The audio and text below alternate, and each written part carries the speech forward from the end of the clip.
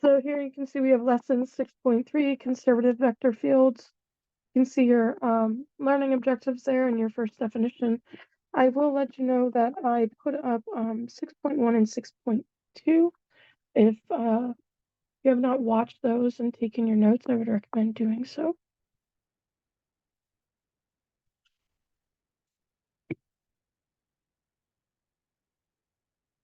And of course, as always, you can get the PDF of the lesson, and I will try to get the videos for you over the long weekend. I don't think it's too much of a big deal right now.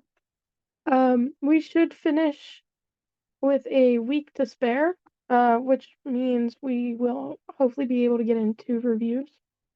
So that is good. Good to know.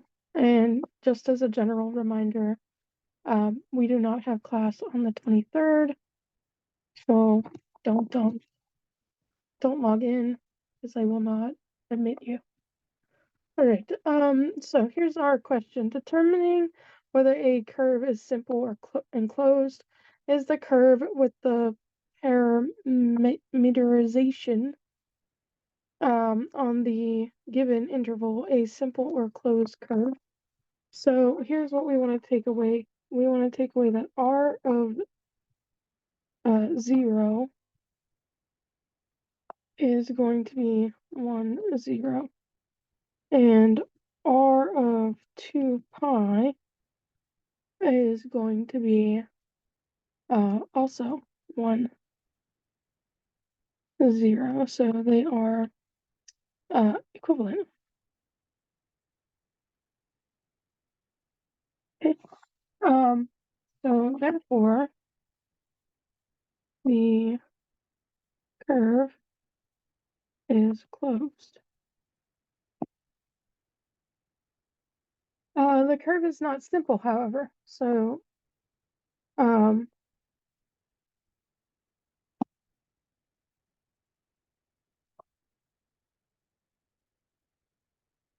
because what we know is that okay, it's everybody. What we know is that r of pi over 2 is equal to 0, 0.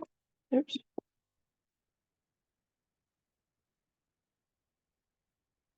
And that is also equal to r of 3 pi over 2.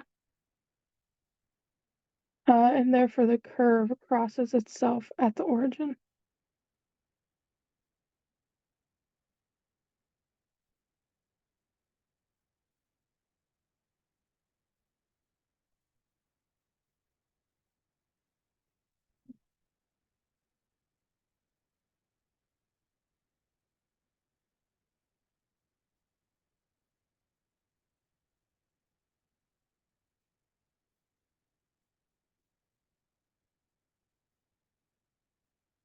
Okay.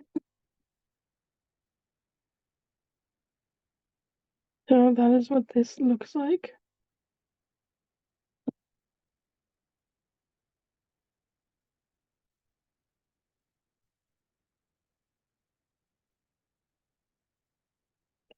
Right?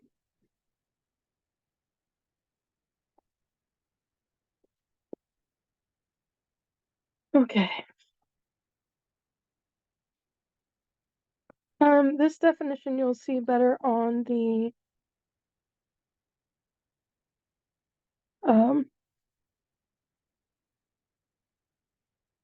yeah, on the PDF. But it's here for you now as well.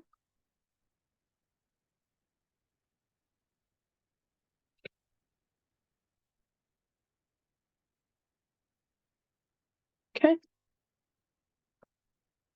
All right, so the question says evaluating a line integral in the antiderivatives of the endpoints. So you're given f of xy is equal to 2x comma 4y. Calculate the following where c is the line segment from 0, 0 to 2, 2. So we're going to use equation 6.9.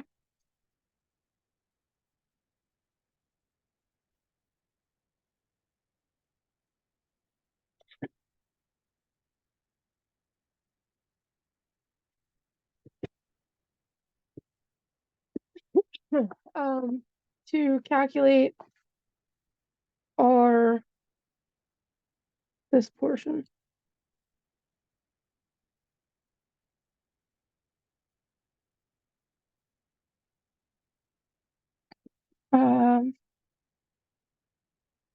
So what we know that R of t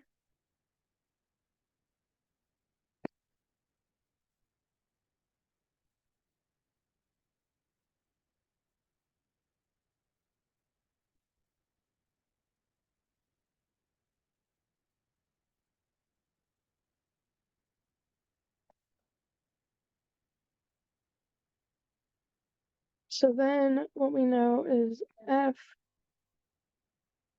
R of t, oops, oh no, hate when that thing's there, is going to be 0 to 1. Oh no, sorry, I skipped ahead. 4t comma 8t, and then r prime of t is going to be 2 2. So that tells us, hopefully I can get everything in. So what this tells us is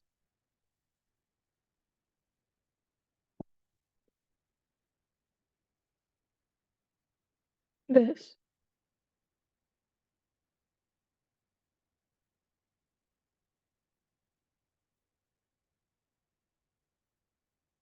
Which is going to be 0 to 1, 4t, 8t,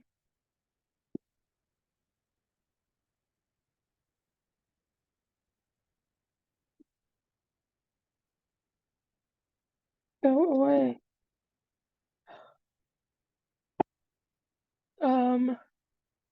Dot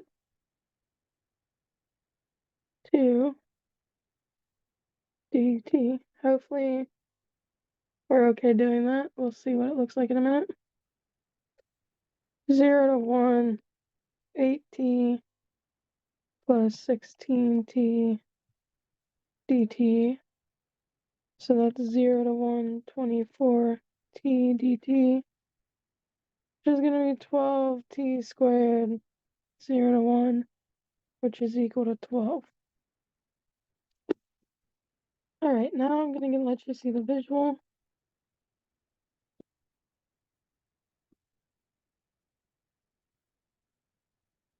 Okay. Guess we will scoot that.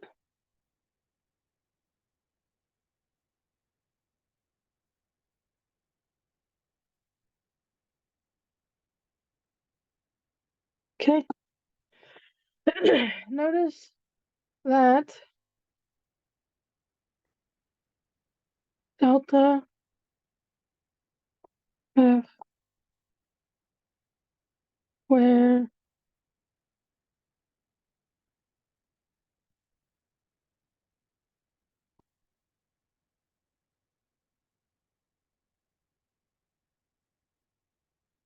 if we think the gradient as a derivative, then f is the antiderivative, little f is the antiderivative of big F. In the case of single variable integrals, the integral derivative of g prime of x is g of b minus g of a. If vector integrals work like single variable integrals, then we could say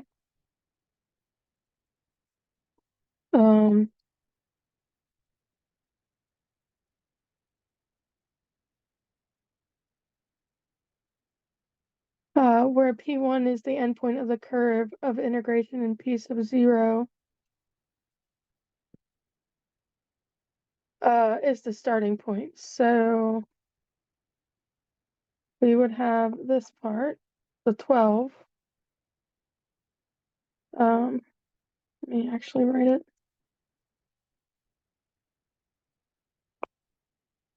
I don't know why we cannot delete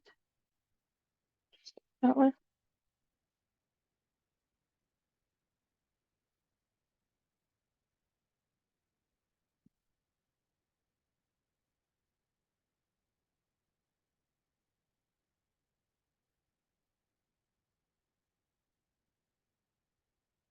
Okay. And the next thing we know is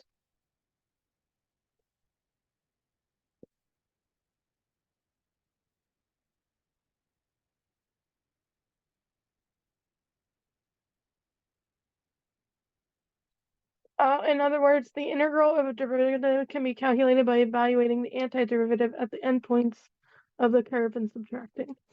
This is just for single variable integrals. Okay, so anything more crazy, it's a no-go.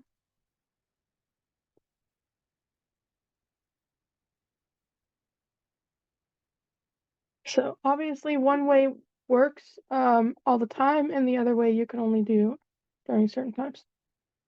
Okay. All right, so you have some proofs. You have a theorem. Okay, that just basically shows you what we just did.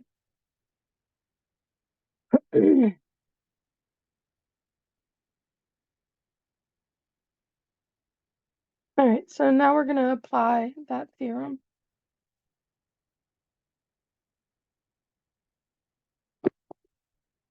Okay, and it's in two parts. So we have a part A and a part B.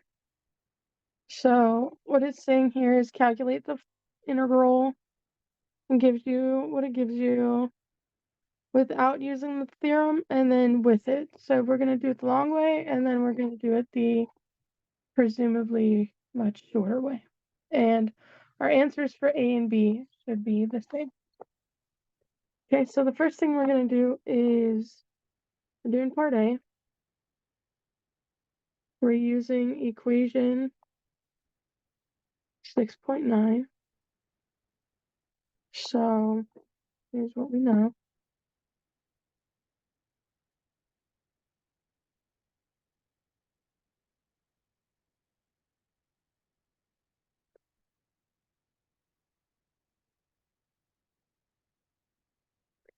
It's going to be from 1 to E f of RT times R prime dt. So that's 1 to E 2t squared ln of t to the fourth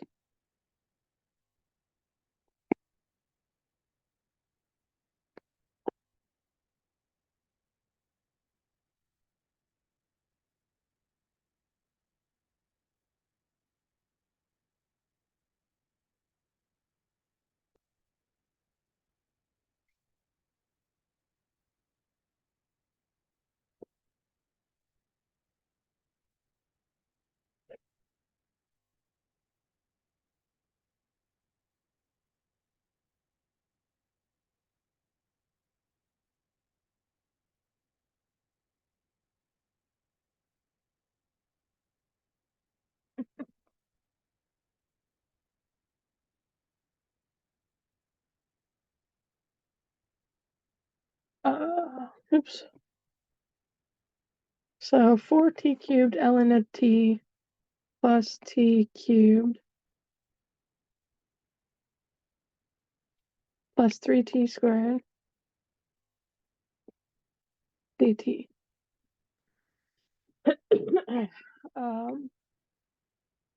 Then we can break it apart a little bit to make it a little bit more manageable.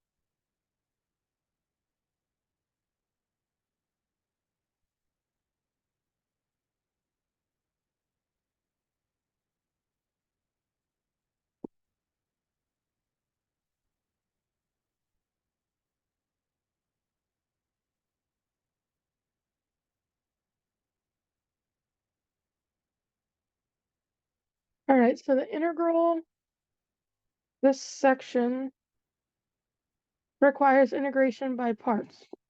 So we let u equal ln of t. So then dv equals t cubed.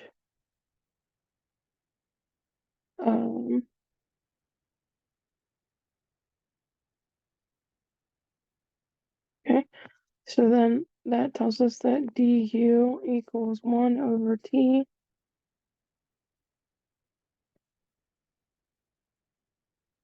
dt.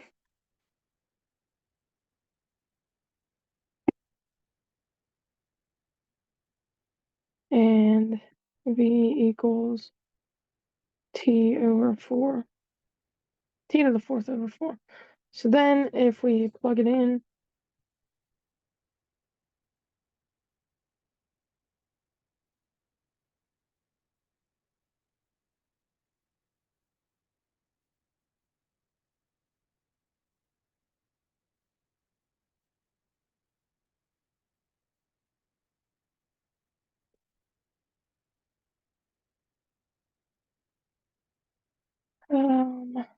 minus 4, sorry.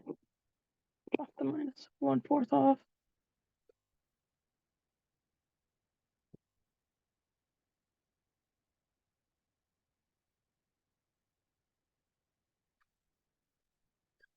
That's e to the 4th over 4 minus 1/4 e to the 4th over 4 minus 1/4. Okay, so then our overall answer for part A, if you plug everything in, which I'll let you guys go back and shove the stuff in and where it goes, it's essentially going to be e to the 4th minus e to the 4th over 4 plus 1/4 plus e to the 4th over 4 plus e cubed minus 5/4. So that would give you an answer of e to the 4th plus e cubed minus 1. All right, so now in theory, much quicker, we should be able to use the theorem.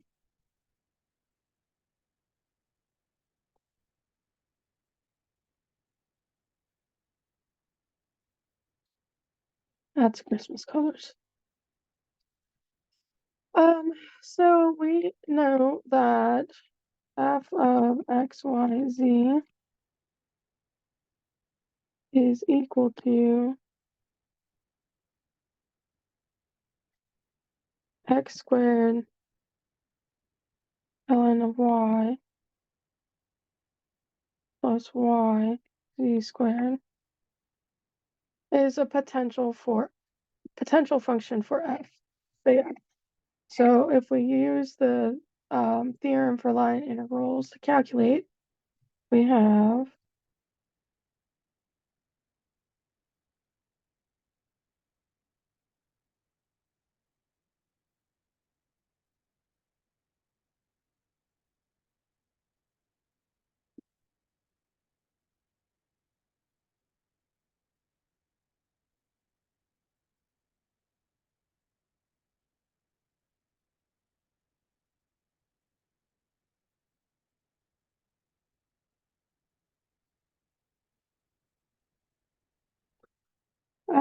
so then that tells us f of e squared e minus f of 1, 1, 1.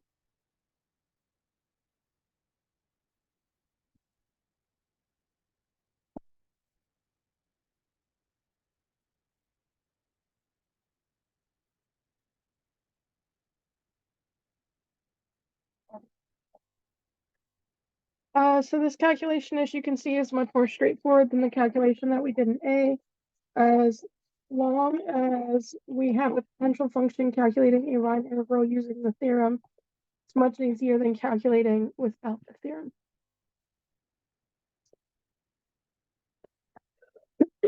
And here we have some definitions, which, again, you'll be able to see it better on the PDF. I don't even really think there's anywhere that I could, maybe if I put it here, like that, and bring it forward, like that. Okay, I can just see it a little bit better that way.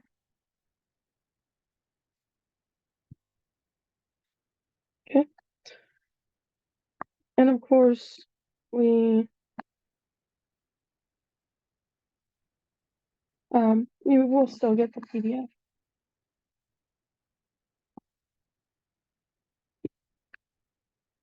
Okay.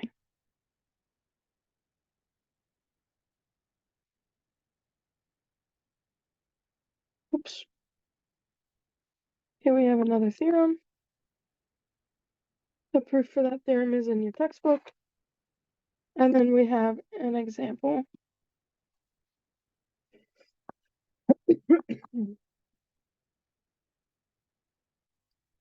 So, what we know, it says use a path independence to show the vector field is not conservative.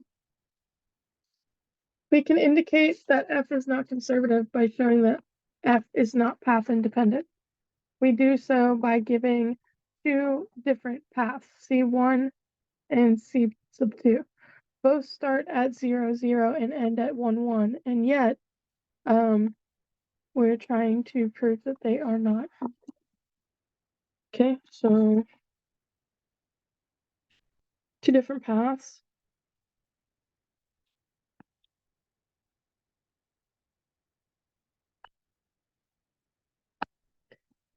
Both start at 0, 0 and end at 1, 1.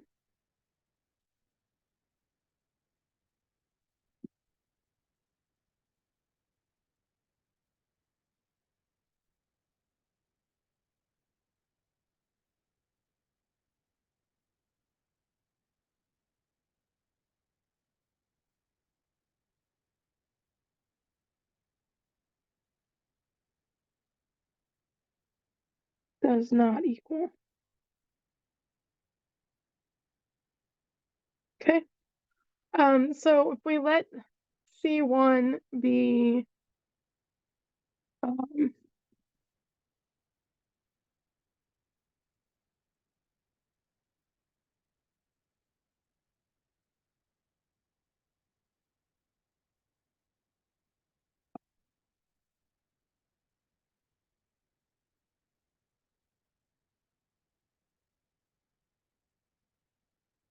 all right, then we're gonna let C2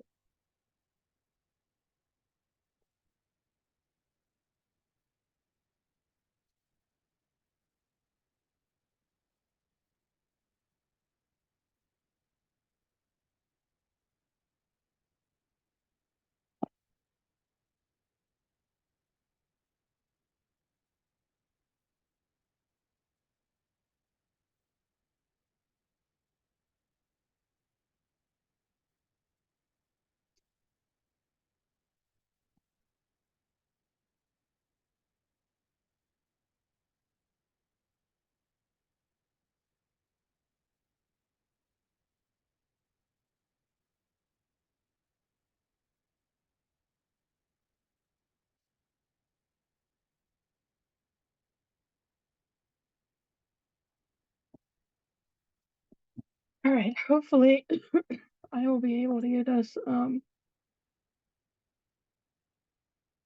this full answer on the one slide. I'm trying. Sorry. Okay. So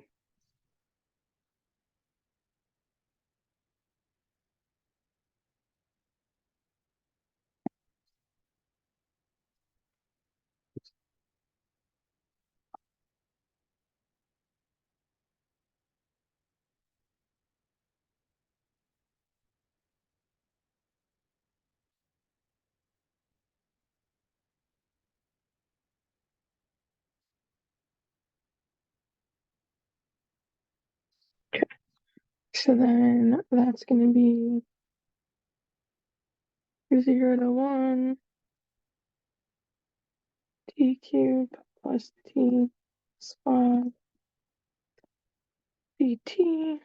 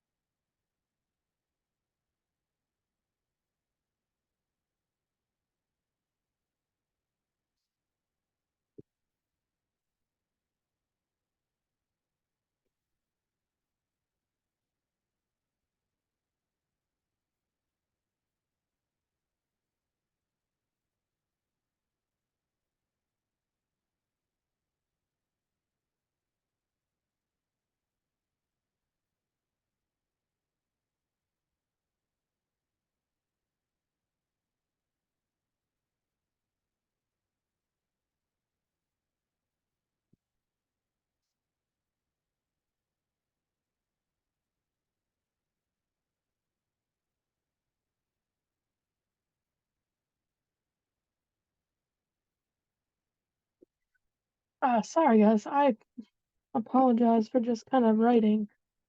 I know it probably is super duper boring to just sit there and not hear someone say anything for a very long time. But I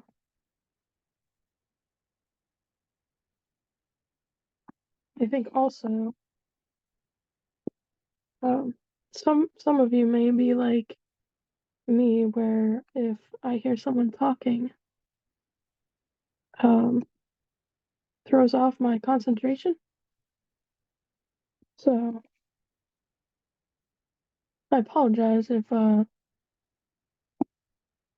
videos are too quiet or the lectures are too quiet, but I just, how much can you really say in commentary, you know?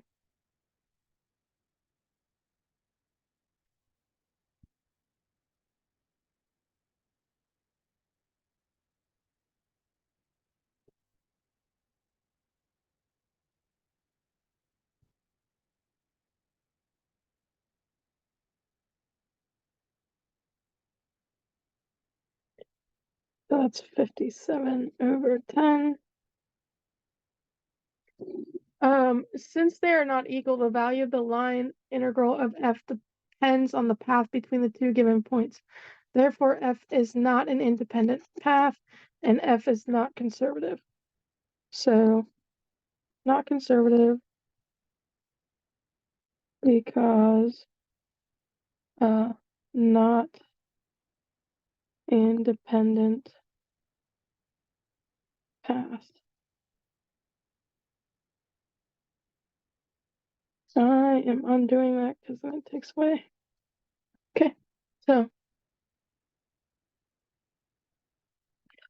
right.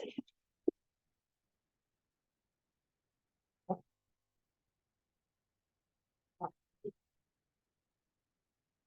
right. Finding a potential function. Find a potential function of the following, thereby showing that f is conservative. So if we suppose that f of x is a potential function for f, then we know delta little f is equal to f. So that tells us that we would have f of x, or partial, would be 2xy cubed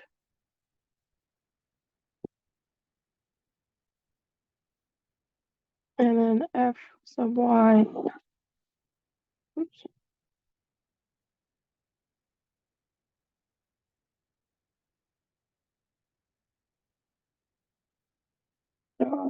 not an equals, plus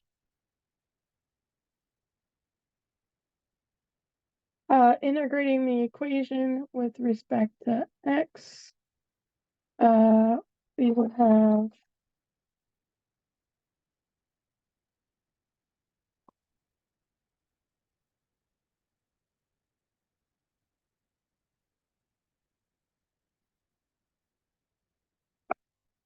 Notice that since we are integrating a two-variable function with respect to x, we must add a constant of integration that is a constant with respect to x, but may still be a function of y. The equation that I just wrote down can be confirmed by taking the partial derivative with respect to x. So if you wanted to verify it,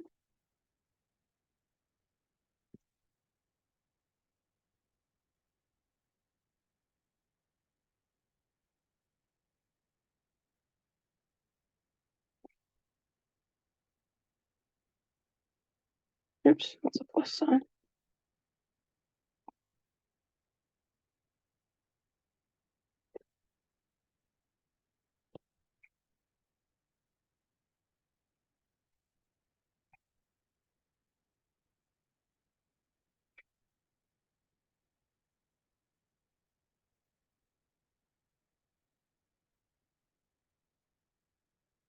Okay, so that checks.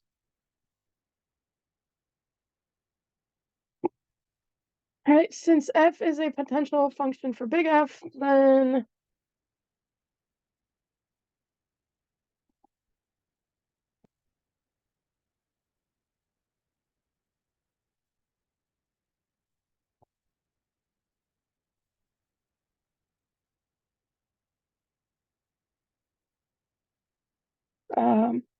so therefore that would be 3x squared y squared plus h prime y equals 3x squared y squared plus cosine y. I feel like it read that twice. So this implies that h prime of y is equal to the cosine of y. So then h of y is going to equal sine y plus c. If for any function of the form f of xy equals x squared y squared plus sine y plus c is the potential function, taking in particular c equals 0, we would have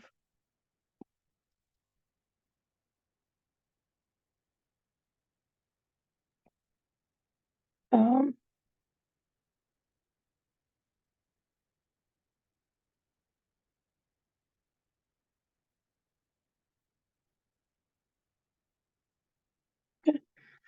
to verify that f is a potential function, note that delta f equals equals 2x cubed 3x squared y squared plus cosine y, which is equal to big F. Okay, so that's it.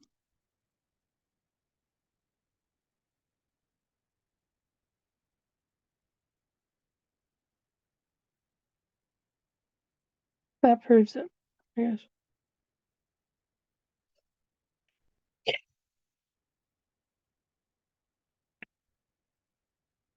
All right, so take a minute, write down your problem solving stuff there.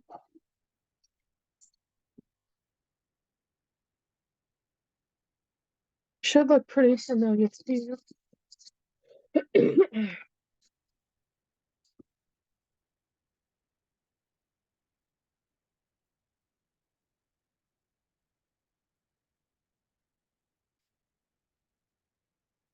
Okay. All right, just trying to get this done here so you guys can get on to your break. All right, so finding a potential in R cubed, find a potential for the following, thereby showing that F is conservative. So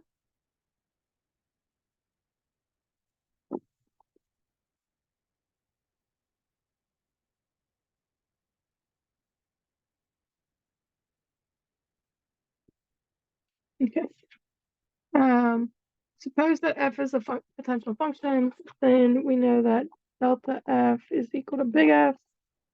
So then fx is equal to 2xy. Integrating this with respect to x would yield fxyz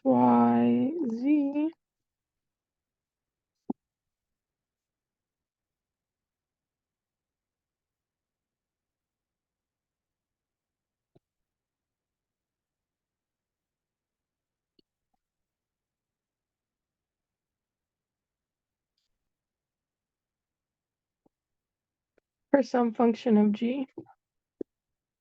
Notice that in this case, the constant of integration with respect to x is a function of y and z. So then that would tell us x squared plus 2yz cubed equals fy equals x squared plus g of y. So then that means that g of y would equal 2yz cubed.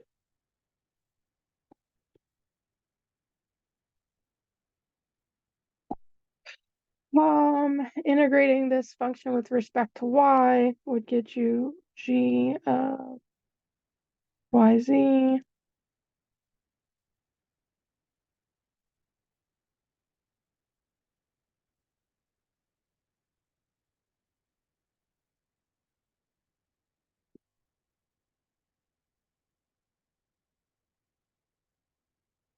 for some function h of z alone. Notice that because we know that function g is a function only of only y and z, we do not need to write the x in there. Like we just have the z. So then that tells us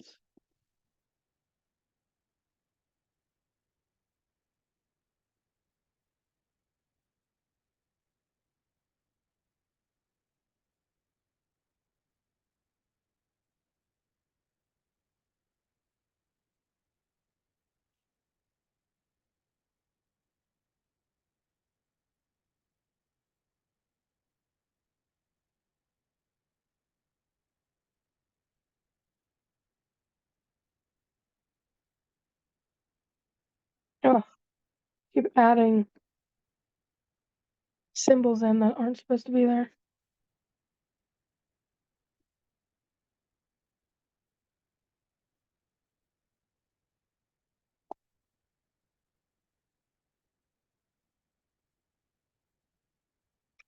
Okay, to find f, we must now find h, since f is a potential function.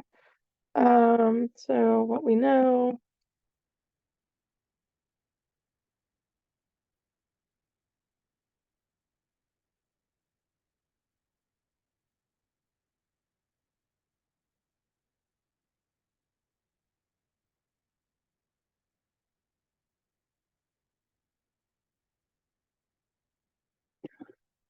h prime of z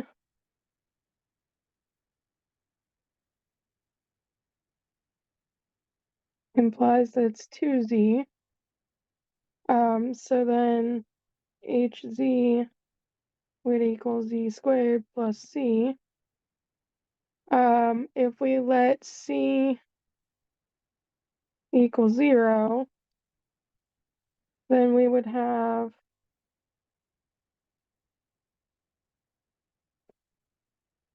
x squared y plus y squared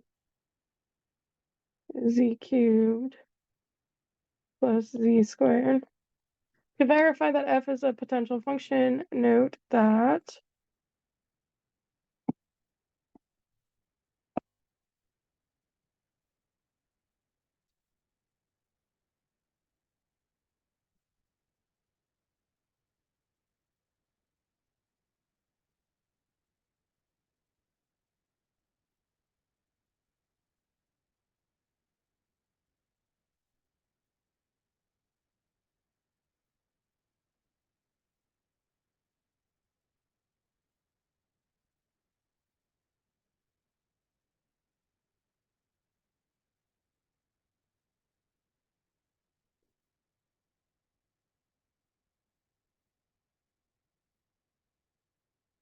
Let me just double check.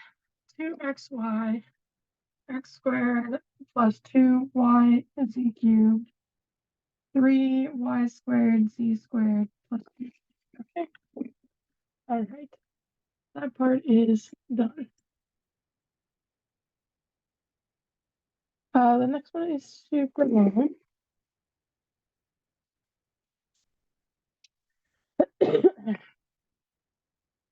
All right, so it says find a potential function for f given the following. This one is really long, but we can do it. All right, so suppose that f is a potential function, so then again, we know that we have delta f equal to f. So chances are on your final, you're probably going to write that quite a lot. So then what we know is that f of x or f sub x equals negative g sub x over x squared plus y squared 3 over 2.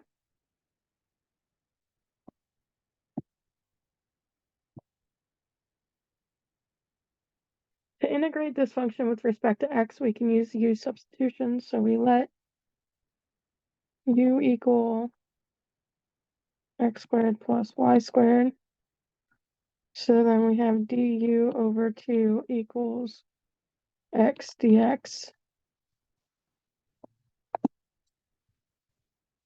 So then that tells us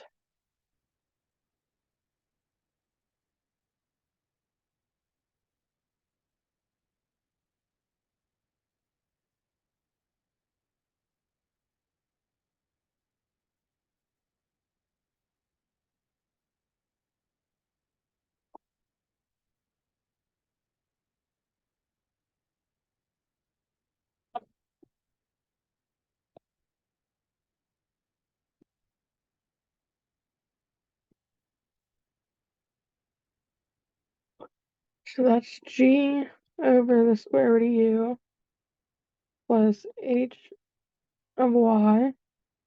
So then if you replace it, you have g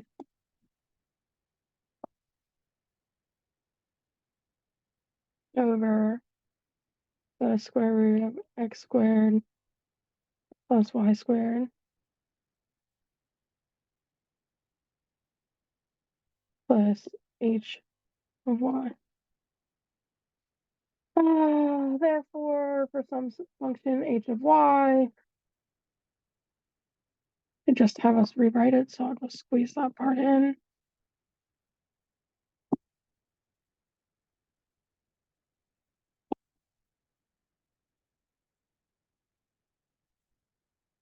Okay.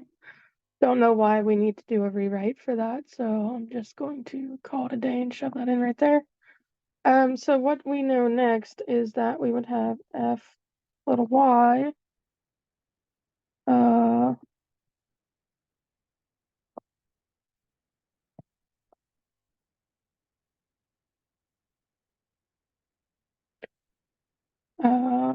so then similarly we would find negative g of y over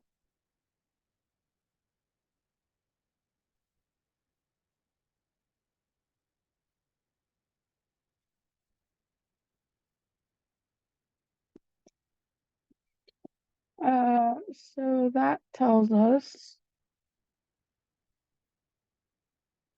that this part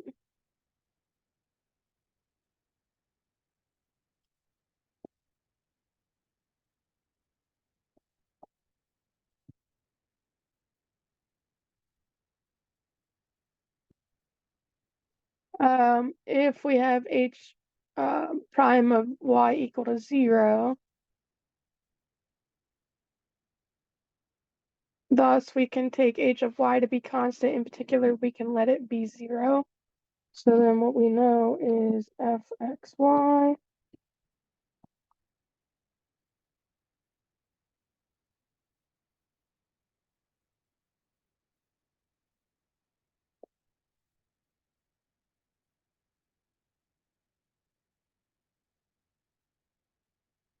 is potential for the gravitational field. And then it just repeats the verification step.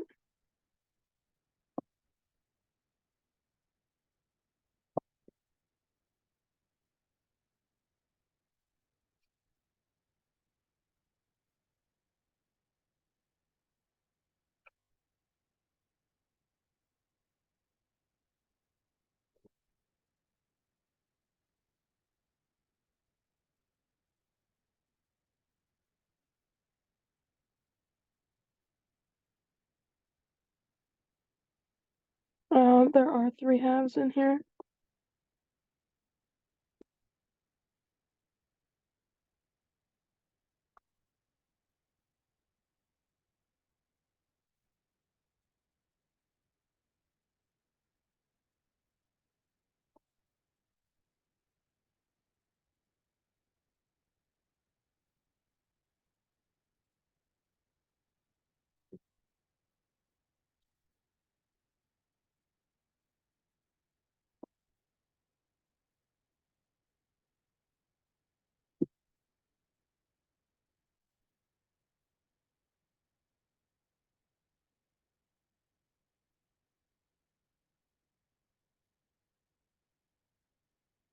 Okay. Hopefully that is like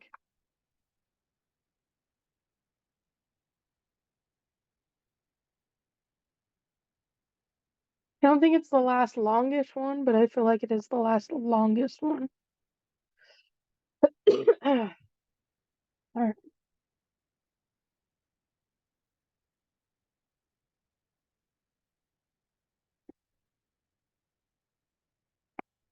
All right, you have a couple of theorems.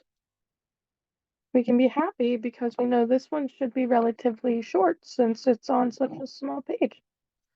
All right, so it says determine whether the vector field of the following is conservative. Note that the domain of F is all of R2 and all of R3 is simply connected.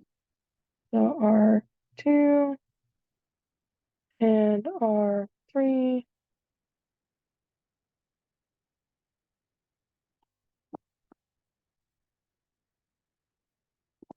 Okay.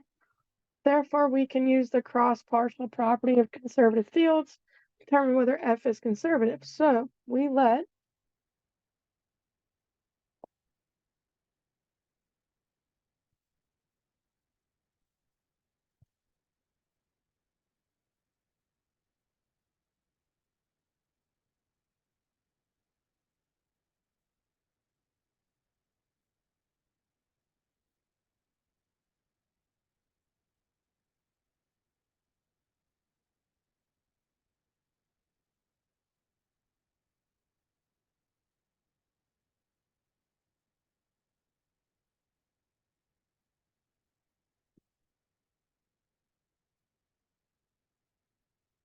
so since Q sub Z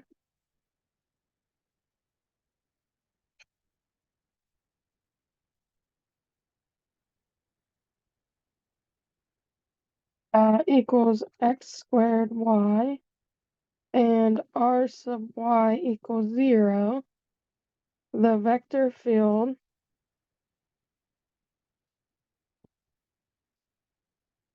is not conservative.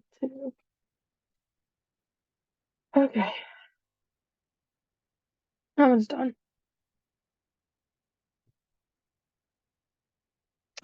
Determining whether a vector field is conservative, determine vector field is conservative. So know that the dimension of F is the part of X or R2 in which Y is greater than 0. So thus the domain of F is part of the plane above the x-axis.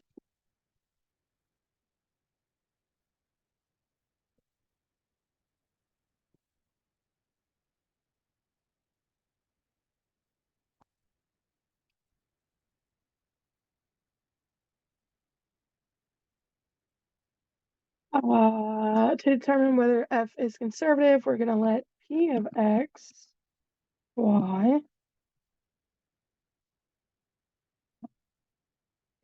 equal X ln of Y, and Q of XY equal X squared over 2Y. So what we can take away from that is that P sub Y equals X over Y equals Q X.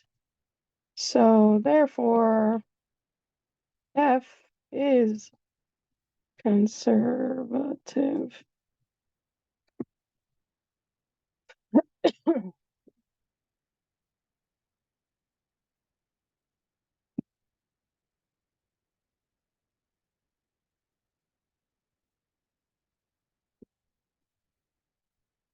Or if I went a little fast, again, you can always rewatch it or put it on mute and just watch the words, however you want to do it. So this says calculate, using the fundamental theorem of line integrals, calculate the line integral the following, and C is smooth curve from origin to 1, 1. So before trying to compute the integral, we need to determine whether f is conservative and whether the domain of f is simply connected. So the domain of f is all real within R3, which is connected, has no holes.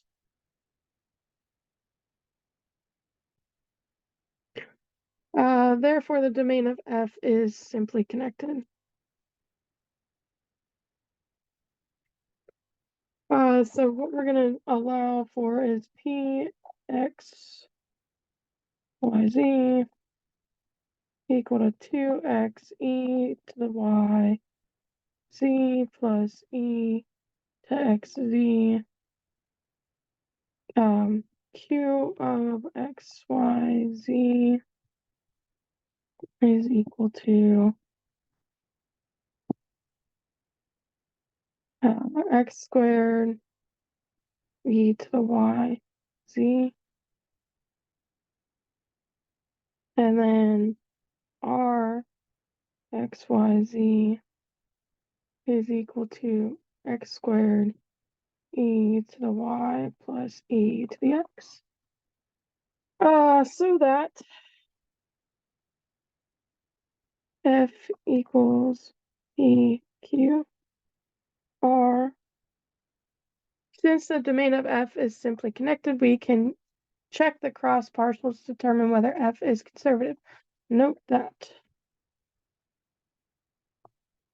p sub y equals 2x e to the y z, which is the same as qx. Pz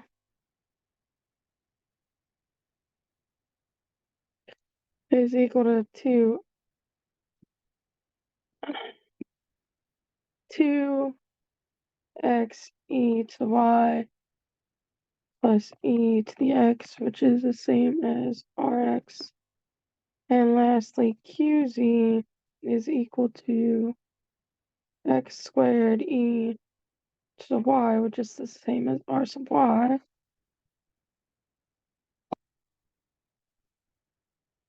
Therefore, f is conservative.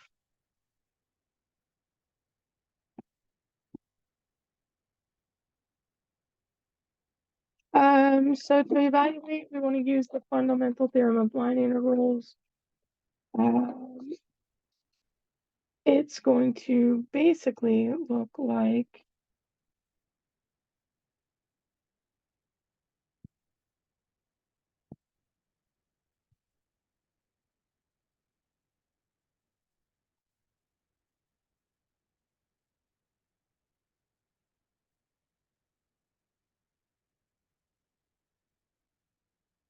thanks to our theorem, we get 2e.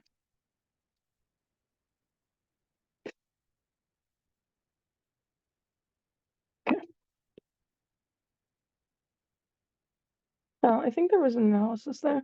Notice that if we hadn't recognized that f is conservative, we would have to parameterize C and use equation 6.9. Since curve C is unknown, the fundamental theorem of line integrals is much simpler. All right, last problem for this set. Work done on a particle. Let f of xy equal the following be a force field. Suppose that the particle begins its motion at the origin and ends its movement at any point in the plane that is not on x-axis or on the y-axis. Furthermore, the particle's motion can be modeled with a smooth parameterization. Show that f does positive work on the particle. So we show that f does positive work on the particle by showing that f is conservative, and then by using the fundamental theorem of line integrals. So to show if f is conservative, we want to consider f x y were to be a potential for f,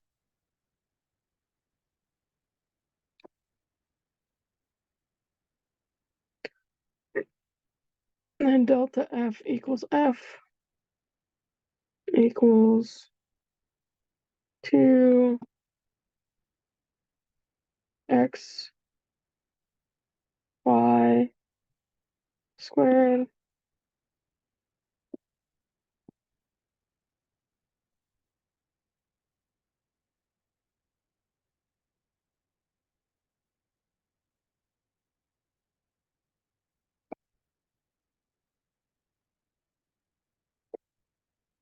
so then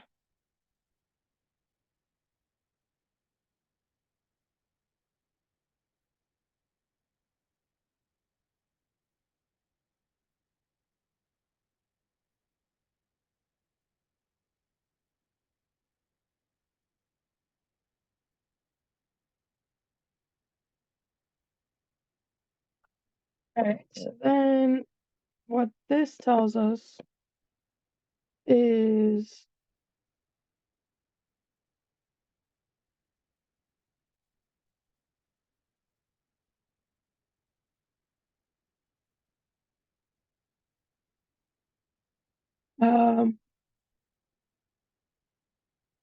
deriving both sides with respect to y, we would get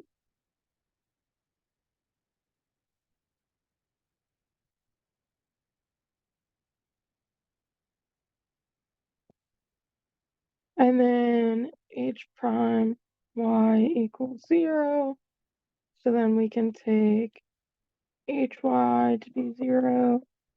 So then that tells us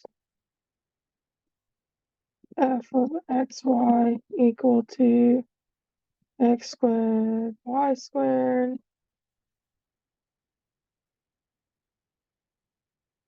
Then we have delta f equal to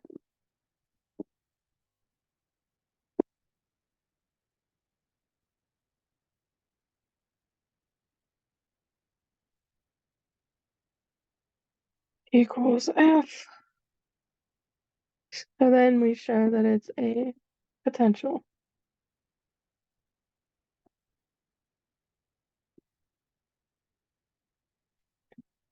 Okay, so now we want to let AB be a point at which the particle stops in motion. So then